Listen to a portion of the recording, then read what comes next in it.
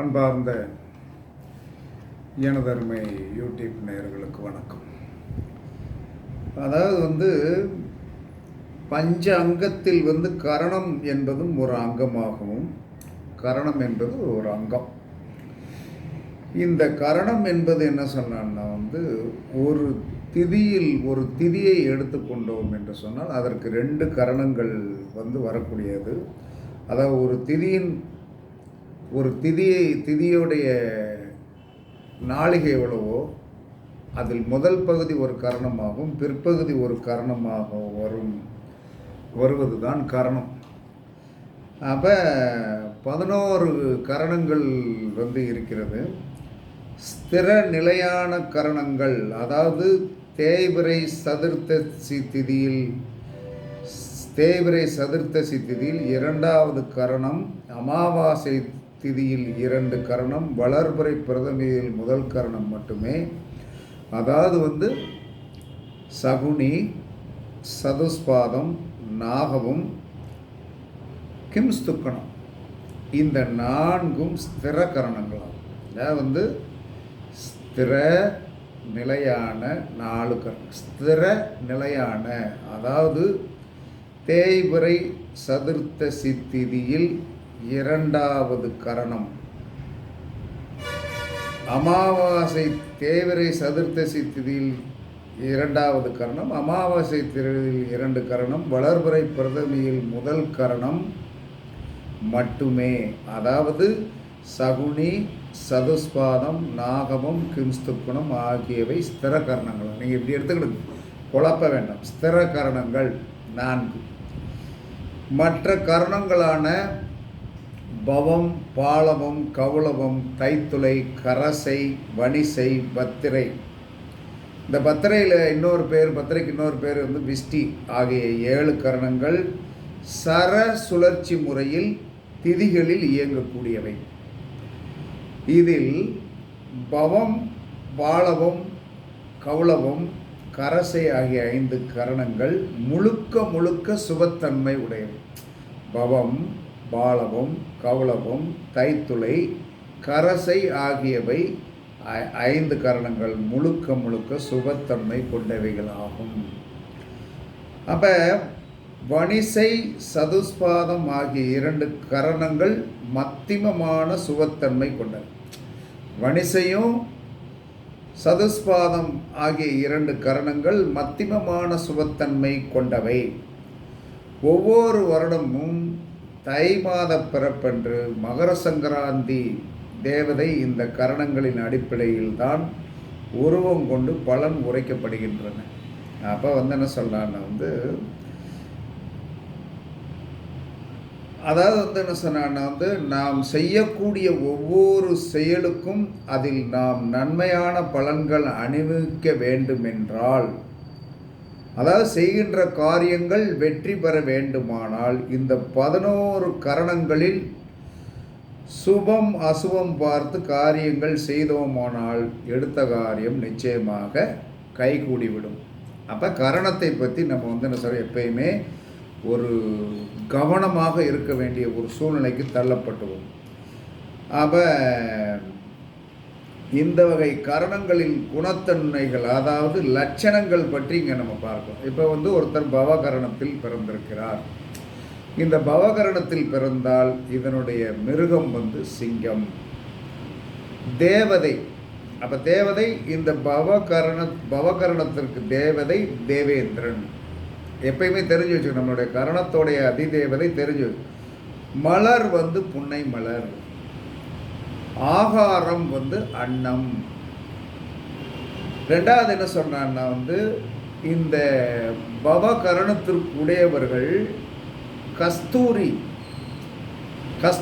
என்று சொல்லக்கூடிய ஒரு வாசனை திரவியம், கஸ்தூரி என்று சொல்லக்கூடிய வாசனை திரவியம் பூசினோம் என்று சொன்னால் உங்களுடைய கரணம் 100% வேலை செய்யும்.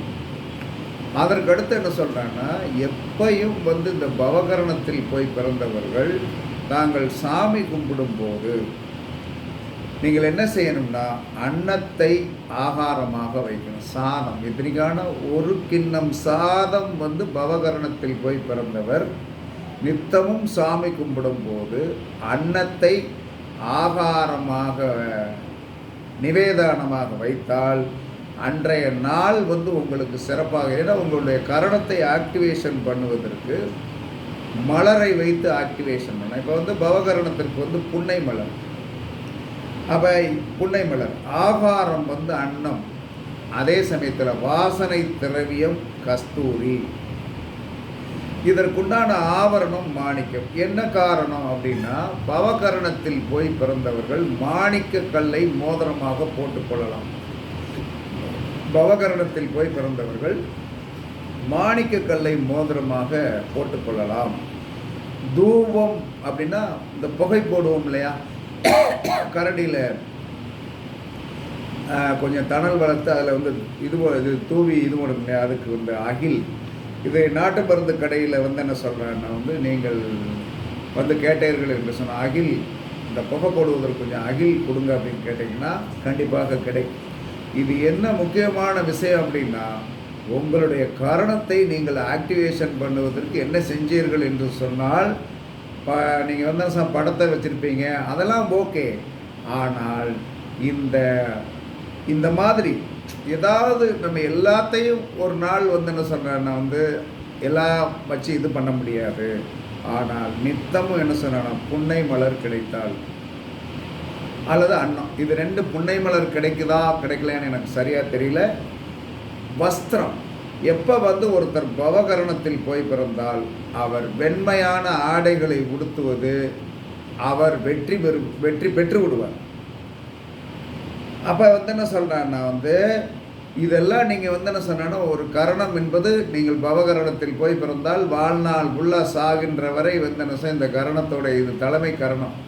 இந்த கரணம் தான் உங்களுடைய இதை நீங்கள் உங்கள் காரிய வெற்றிக்கு பயன்படுத்த வேண்டும் என்று சொன்னால் நீங்கள் தேவேந்திரனை கண்டிப்பாக நினைத்துத்தான் ஆக வேண்டும். புன்னை மலர் உங்களுக்கு கிடைத்தால் வாங்கி வைத்து கும்பிடலாம். ஆகாரம் அன்னத்தை வைக்கலாம். பூசுவது கொஞ்சம் பவகரணத்தில் போய் பிறந்தவர்கள் என்ன சொல்லலாம், கஸ்தூரி என்று சொல்லக்கூடிய ஒரு வாசனை திரவியத்தை நீங்கள் கையில் வைத்துக் கொள்ளலாம், லேசாக பூசிக்கொள்ளலாம். தூபம் வீட்டில் தூபம் போடும்போதோ உங்களுடைய அலுவலகத்தில் நீங்கள் தூபம் போடும்போதோ அகில் என்று சொல்லக்கூடிய புகையை நீங்கள் என்ன சொன்னால் போடலாம். வஸ்திரம் எப்போ பவகரணத்தில் ஒரு மனிதன் பிறந்தானோ அவன் என்ன சொன்னான்னா வெண்மையான உடைகளை உடுத்த அவனுடைய காரியம் 100% வெற்றியாகும். உங்களுடைய ஆபரணம் என்பது பவகரணத்தில் யார் போய் பிறந்தாலும் மாணிக்கக்கல் பதித்த மோதிரம் போடுங்கள், உங்களுடைய காரியம் கண்டிப்பாக வெற்றியாகிவிடும்.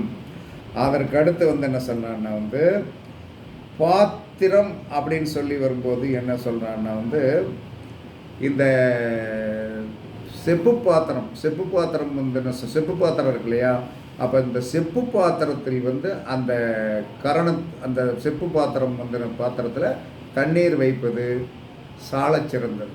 அப்போ பவகரணத்தில் யார் பிறந்திருந்தாலும் அவர்கள் இந்த மாதிரி தன்னுடைய கரணத்தை ஆக்டிவேஷன் பண்ணுவதற்கு நான் சொன்னதில் என்ன சொன்னான தேவதை, புன்னை மலர், அன்னம், வாசனை திரவியம் கஸ்தூரி, ஆபரணம் மாணிக்கம். இந்த ஆபரணம் என்று சொல்லக்கூடிய மாணிக்க கல்லை நம்ம சாதாரண ஐம்பொன்னில் கூட எந்த ஒரு மனிதன் பவகரணத்தில் போய் பிறந்திருந்தான் என்று சொன்னால் அதை நீங்கள் போட்டுக்கொள்ளலாம். அப்படி போட்டீங்கன்னா என்ன சொல்கிறான்னா கண்டிப்பாக என்ன சொல்கிறான்னா உங்களுக்கு நித்தமும் வெற்றி கிடைக்கும். நீங்கள் எந்தவித கவலையும் பட வேண்டிய அவசியம் கிடையாது. ரெண்டாவது என்ன சொல்கிறான்னா உங்களுடைய ஆடைகளில் என்ன சொல்கிறான்னா வெண்மை அதிகமாக பயன்படுத்துவது மிக மிகச் சிறந்தது.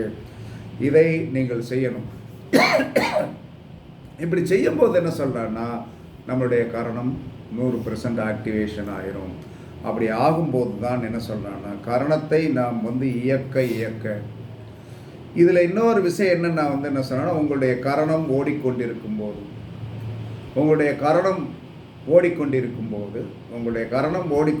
போது நீங்கள் குலதெய்வ வழிபாடு நீங்கள் செய்தீர்கள் என்று சொன்னார். உங்களுடைய கரணம் ஓடிக்கொண்டிருக்கும் போது நீங்கள் குலதெய்வ வழிபாடு செய்தீர்கள் என்று சொன்னால், உங்களுடைய கரணம் ஓடிக்கொண்டிருக்கும் போது நீங்கள் எந்த கோவிலில் போய் நீங்கள் வழிபாடு செய்தீர்கள் என்று சொன்னாலும் அந்த காரியம் வெற்றியாகும். இது 100% உண்மை. ரெண்டாவது என்ன சொல்கிறான்னா இந்த பவகரணத்திற்கு உண்டான கிரகம் எது என்று சொன்னால் செவ்வாய். இந்த பவகரணத்திற்கு உண்டான செவ்வாய் உங்களுக்கு எந்த இடத்தில் இருக்கிறதோ அந்த இடம் ஒரு வெற்றியான இடமாகவே இருக்கும். பவகரணத்தில் போய் பிறந்தவர்களுடைய ஆதிபத்தியத்தில் செவ்வாய் தான் அந்த கரணத்திற்கு உண்டான கிரகம். அப்போ அந்த பவகரணத்திற்கு உண்டான அந்த செவ்வாய் என்ன சொல்கிறான்னா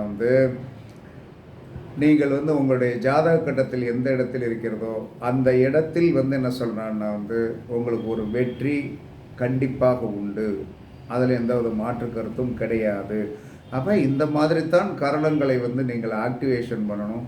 இப்படி ஆக்டிவேஷன் பண்ணினீர்கள் என்று சொன்னால் உங்களுடைய வாழ்க்கையில் என்ன சொன்னால் வெற்றி கண்டிப்பாக கிடைக்கும். அதனால் யாரும் நீங்கள் கவலைப்பட வேண்டிய அவசியமோ தன்மைகளோ கிடையாது. அப்போ என்ன சொன்னான்னா இதில் நான் ஒரு இன்ட்ரடக்ஷன் கொடுத்தேன். இன்ட்ரடக்ஷன் எப்படின்னா என்ன சொன்னான்னா உங்களுக்கு அந்த இன்ட்ரடக்ஷனை நீங்கள் தெரிஞ்சு வச்சுக்கிடுங்க.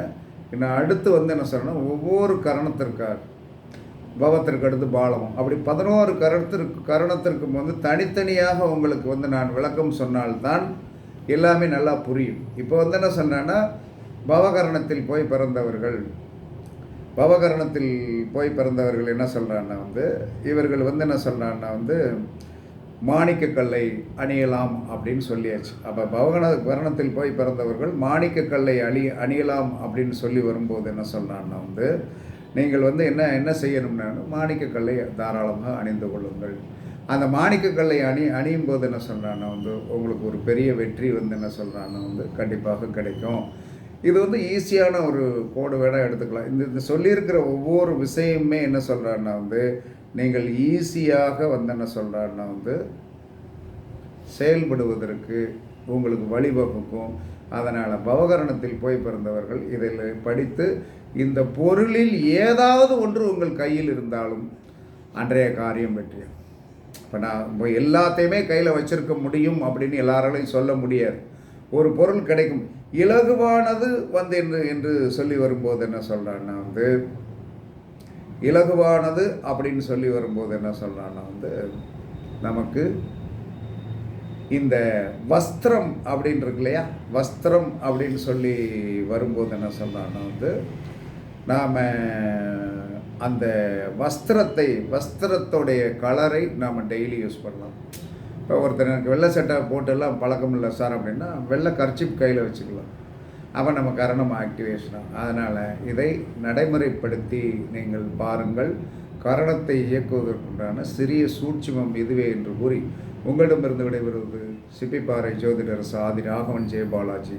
சுகமே சூழ்க, சுகமே சூழ்க. வாழ்க வளமுடன், வாழ்க வளமுடன். வணக்கம், வணக்கம், வணக்கம், வணக்கம்.